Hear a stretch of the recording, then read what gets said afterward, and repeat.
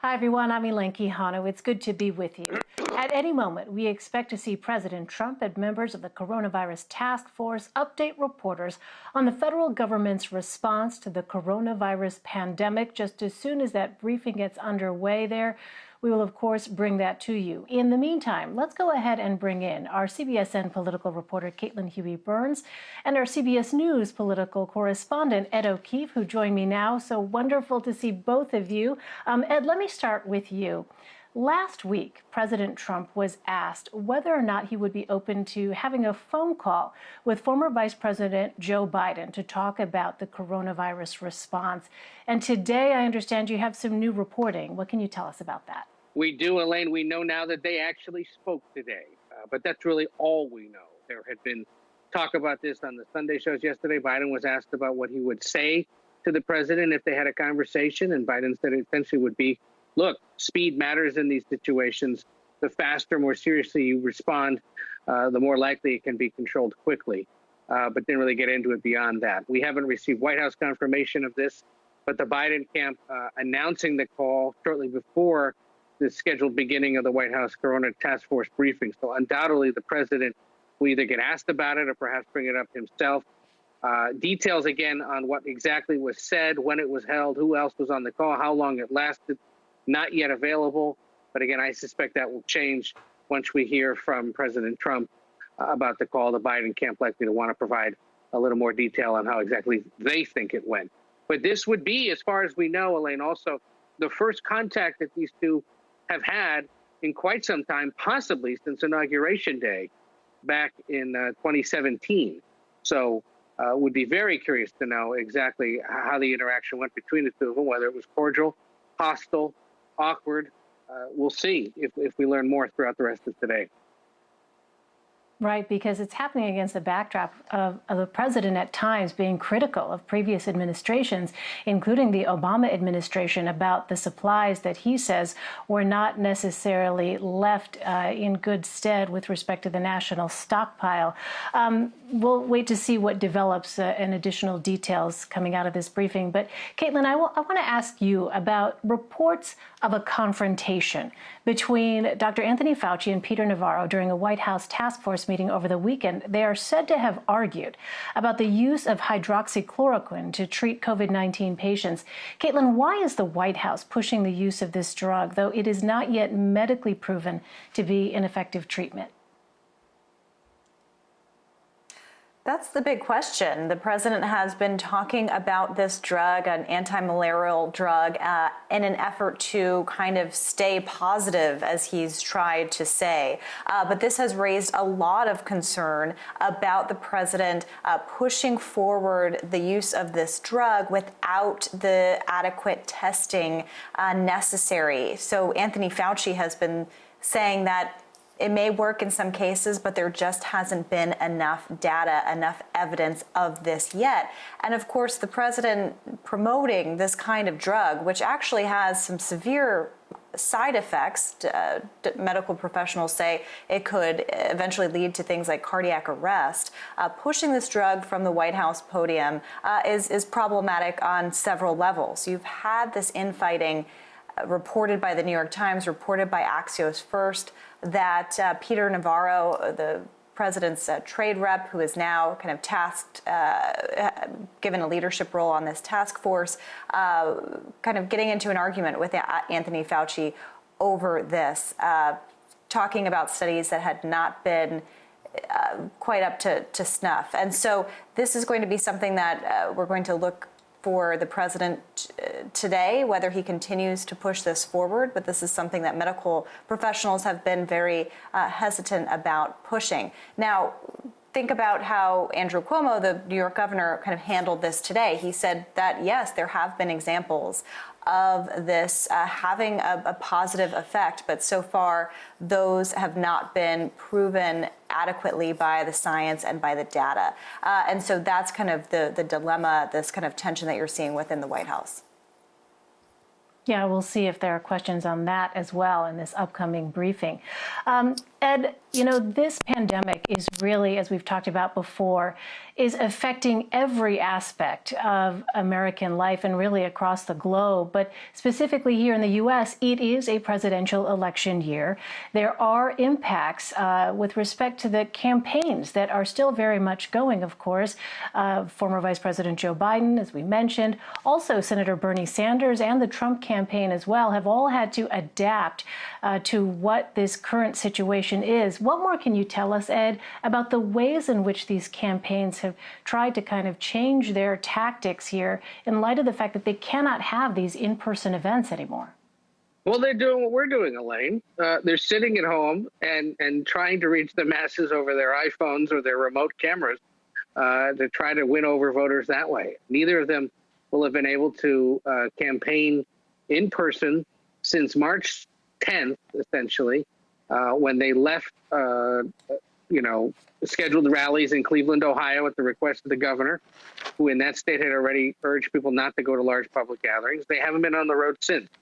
And in the meantime, Sanders has continued to hold nearly daily evening briefings with friends, supporters on video streams to talk about the coronavirus response and what the government should be doing to prepare for the future. Biden has been doing remote television interviews from his basement studio and has launched a podcast.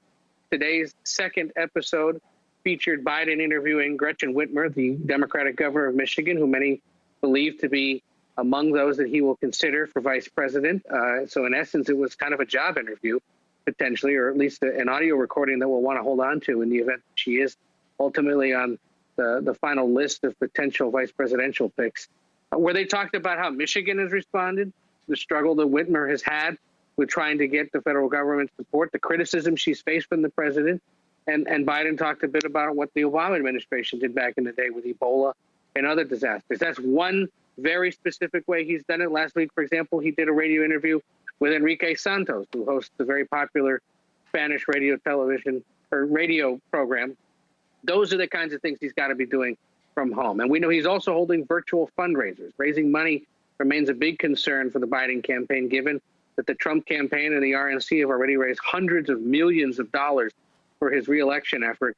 Biden has struggled to do that during the primary, has rebounded a bit, but clearly doesn't yet have enough to compete on the same level as the president, which is why you've also seen super PACs go out and continue raising money, trying to reach voters digitally and on the air in key swing states. So it's tricky. There is no right or wrong way to do this as far as we know yet until there's an election, because it's never had to be done before.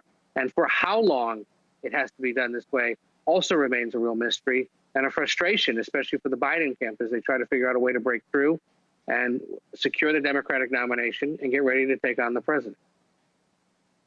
And Caitlin, I know you've done some reporting on this as well, and you've learned that some of this quote unquote new virtual reality could even extend beyond when this pandemic finally ends. Tell us more about that.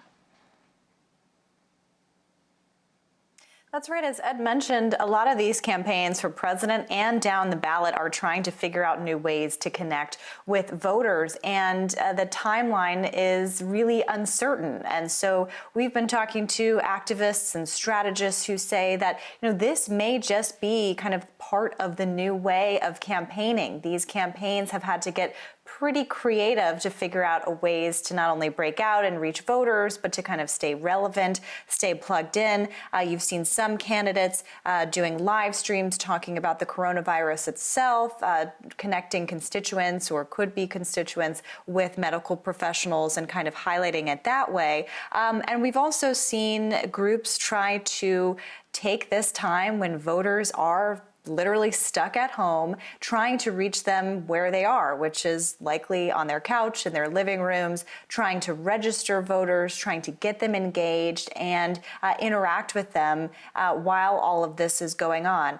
It's also a delicate task. It's very difficult to ask people for money in this kind of environment, not only with a pandemic going on, but with a economic crisis. These campaigns have kind of acknowledged how delicate an ask it is, given everything that is going on with the economy and 10 million people or so out of work at this point. So that presents some challenges.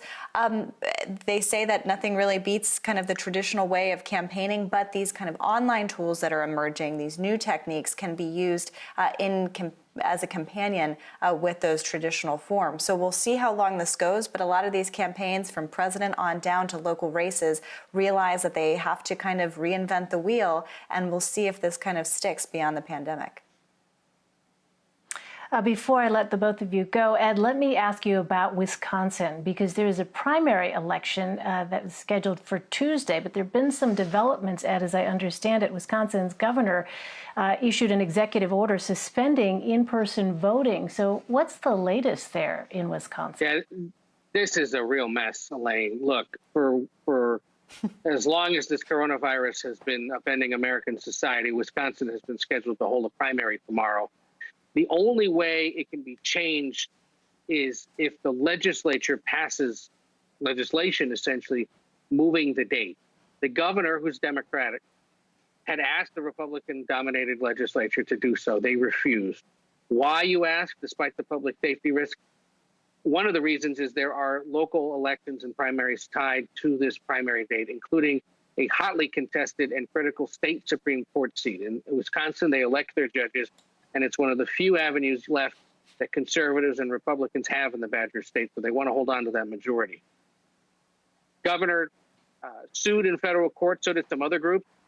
A federal judge declined to step in, saying, look, this is a state matter, but did announce that those that got absentee ballots would be able to send them up until Monday, April 13th, essentially saying that the results of tomorrow's primary weren't going to be announced until next Monday. But then today, the governor stepped in, issuing an executive order, which he had said last week he actually didn't have the right to do, invoking the same sort of public health and safety concerns that the Ohio governor had done last month in delaying that state primary.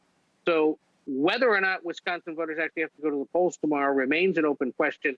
The Wisconsin State Supreme Court, again, that same court that has an election tomorrow, or for one of the seats, has been asked by Republican legislators to weigh in. And hopefully by the time Wisconsin residents go to bed tonight, they'll know whether or not, if they choose to, they should go to the polls tomorrow. One of the problems, Elaine, has been that poll workers, understandably, don't want to show up. They realize it's a safety and health risk. And so in Milwaukee, for example, where there are usually hundreds of polling places, they're down to just 10. That's part of the reason why people sued, saying you're going to disenfranchise potential voters. The governor has asked that it be extended through his executive order into early June. It's a mess. We'll see if it gets sorted out. But it's another example, as there are so many, of how this incredible pandemic has really just upended society in so many different ways. And it once again raises questions about how on earth can an election be held if people are being held back and urged not to be in public spaces much because of their health risks.